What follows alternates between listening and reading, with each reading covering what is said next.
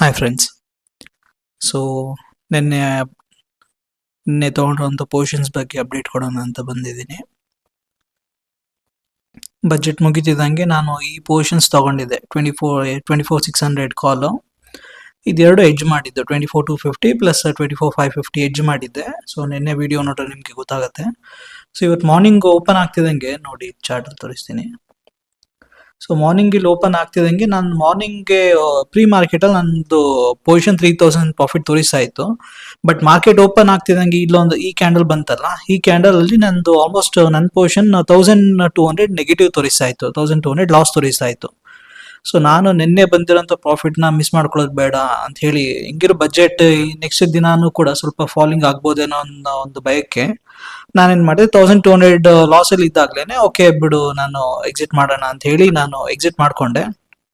Exit ಮಾಡೋ ಅಷ್ಟೊತ್ತಿಗೆ ನನಗೆ ಇಷ್ಟು ಲಾಸ್ ಅಲ್ಲಿ ಇತ್ತು. ನನಗೆ 300, 500, 600 ಅರೌಂಡ್ 600, 690 ಚೇಂಜ್ ಅಲ್ಲಿ ನಾನು ಲಾಸ್ ಅಲ್ಲಿ ಇದ್ದೆ. ಎಕ್ಸಿಟ್ ಮಾಡಿದೆ. ಅದಾದ್ಮೇಲೆ ಮಧ್ಯದಲ್ಲಿ ಆಲ್ಮೋಸ್ಟ್ 10 o'clock 11 o'clock ಅಷ್ಟೊತ್ತಿಗೆಲ್ಲ ಈ ಒಂದು ಸ್ಮಾಲ್ ಮೂವ್ ಏನ್ ಬಂತು, ಇದ್ರಲ್ಲೆಲ್ಲ ಸ್ವಲ್ಪ ಸ್ಕ್ಯಾಲ್ಪಿಂಗ್ ತರ ಮಾಡಿದೆ. ಇಲ್ಲಿ ನೋಡಿ, ಇಲ್ಲೊಂದು ಬಿಗ್ ಮೂವ್ ಹೋಯ್ತು. ಬಿಗ್ ಮೂವ್ ಬರ್ತಿದಂಗೆ ಇಲ್ಲೊಂದು ಪುಟ್ ತಗೊಳ್ಳೋದು, ಇಲ್ಲೊಂದು ಸ್ಮಾಲ್ ಒಂದು ರ್ಯಾಲಿ ಏನ್ ಬರುತ್ತೆ, ರ್ಯಾಲಿ ಬಂದ್ಮೇಲೆ ಒಂದು ಸ್ವಲ್ಪ ಕವರಿಂಗ್ ಆಗುತ್ತಲ್ಲ, ಈ ಕವರಿಂಗ್ ಅಲ್ಲಿ ಸ್ವಲ್ಪ ಸ್ಕ್ಯಾಲ್ಪಿಂಗ್ ತರ ಮಾಡ್ತಾ ಶುರು ಮಾಡಿದೆ.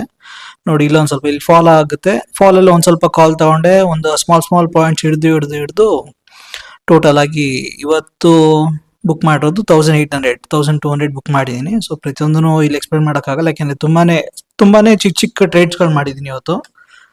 ಹೇಳ್ಬೇಕಂದ್ರೆ ತುಂಬಾನೇ ಓವರ್ ಟ್ರೇಡ್ ಆಗೋಗಿದೆ. ನೋಡಿ ಆರ್ಡರ್ಸ್ ಎಲ್ಲ 30 ಆರ್ಡರ್ಸ್ ಇದೆ ಟೋಟಲಿ.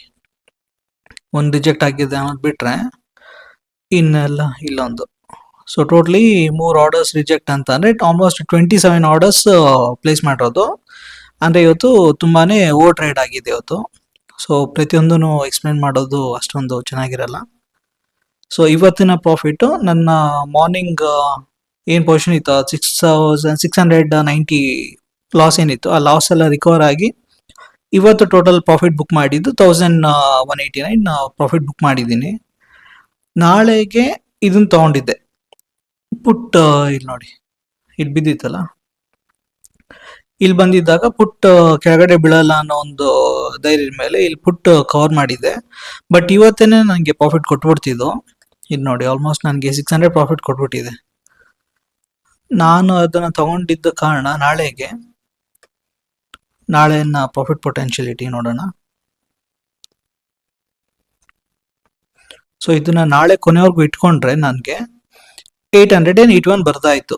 ಸೊ ಓಕೆ ಬಿಡು, ಪ್ರಾಬಬಿಲಿಟಿ ನೋಡಿದೆ ಆವಾಗ ನಾನು ತಗೊಂಡಾಗ 80-81 ಸಮಥಿಂಗ್ ವಿನ್ನಿಂಗ್ ಚಾನ್ಸಸ್ ಇತ್ತು. ಸೊ ಗ್ಯಾರಂಟಿಡ್ ಪ್ರಾಫಿಟ್ ಅನ್ನೋ ಒಂದು ಧೈರ್ಯದ ಮೇಲೆ ನಾನು ಇದನ್ನ ತಗೊಂಡಿದ್ದೆ. ಬಟ್ ನೋಡ್ತಿದ್ದಂಗೆ ನಾನು 3:30 ಅಷ್ಟೊತ್ತಲ್ಲಿ ನಾನು ಮಾರ್ಕೆಟ್ ನೋಡ್ಲೇ ಇಲ್ಲ. ಸೊ ಇದು ಒಂದು ಒಳ್ಳೆ ಮೂವ್ ಕೊಟ್ಬಿಟ್ಟಿದೆ. ಇಲ್ಲಿ ಸ್ವಿಂಗ್ ನೀವು ನೋಡಿದ್ರಲ್ಲ, ಇಲ್ಲಿ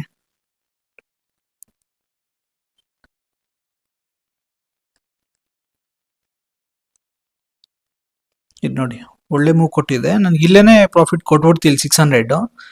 ಏನಾದ್ರು ನಾನು ಮಾರ್ಕೆಟ್ನ ಒಂದು 3:15-3:30 ಅಷ್ಟೊತ್ತಲ್ಲಿ ನೋಡಿದಿದ್ರೆ ನಾನು ಈಗಿರೋಂಥ ಎಕ್ಸಿಸ್ಟಿಂಗ್ ಪೊಸಿಷನ್ ಏನಿದೆ ಇದರಲ್ಲಿ ನಾನು ಪ್ರಾಫಿಟ್ ಬುಕ್ ಮಾಡ್ಕೊಂಡೆ. ಯಾಕೆಂದ್ರೆ 200 ರುಪೀಸ್ಗೆ ಮತ್ತೆ ನಾಳೆ ಒಂದಿನ ಫುಲ್ ಹೋಲ್ ಡೇ ವೆಯ್ಟ್ ಮಾಡೋದು ಚೆನ್ನಾಗಿರಲ್ಲ. ಸೊ ನಾನು ಇಲ್ಲಿ ಏನ್ ಮಾಡ್ತಿದ್ದೆ, ನಾನು ನೋಡಿದ್ದಿದ್ರೆ ಇಲ್ಲಿ ಈ ಪೊಸಿಷನ್ ಪುಟ್ ಪೊಸಿಷನ್ ಏನಿತ್ತು ಆ ಪುಟ್ ಪೊಸಿಷನ್ ಎಕ್ಸಿಟ್ ಆಗಿ ಇಲ್ಲಿಂದ ಕಾಲ್ ಅಲ್ಲಿ ಏನಾದ್ರು ಮೇ ಬಿ 25,200 ಅಥವಾ 25,300 ಈ ರೇಂಜ್ ಅಲ್ಲಿ ಯಾವ್ದಾದ್ರು ಒಂದು ಕಾಲ್ ನ ಸೆಲ್ ಮಾಡ್ಬಿಟ್ಟಿದೆ, ಹೆಡ್ಜಿಂಗ್ ತರ ತಗೋತಿದ್ದೆ. ಬಟ್ ಸ್ಟಿಲ್ ತೊಂದರೆ ಇಲ್ಲ. ಹಿಂಗಿರೋ 600 ಪ್ರಾಫಿಟ್ ಬಂದಿದೆಯಲ್ಲ, ನಾಳೆಗೆ ನೋಡೋಣ ಒಂದು 500 ಅಥವಾ 600 ಇರುತ್ತೆ, ಅಥವಾ 700 ಆಗಿರ್ಬೋದೇನೋ. ಸೊ ಪ್ರಾಫಿಟ್ ಅಂತೂ ಬಂದಿದೆ. ಇಷ್ಟಕ್ಕೆ ಖುಷಿ ಪಡ್ಬೇಕಷ್ಟೆ. ಸೊ ನಾಳೆ ಅಪ್ಡೇಟ್ ಮಾಡ್ತೀನಿ. ನಾಳೆ ಎಕ್ಸ್ಪೈರಿ ಇದೆ. ನಾಳೆ ಏನಾಗುತ್ತೆ ಅಂತ ನಾಳೆ ಅಪ್ಡೇಟ್ ಮಾಡ್ತೀನಿ ನಿಮಗೆ. Thank you. ಬಾಯ್.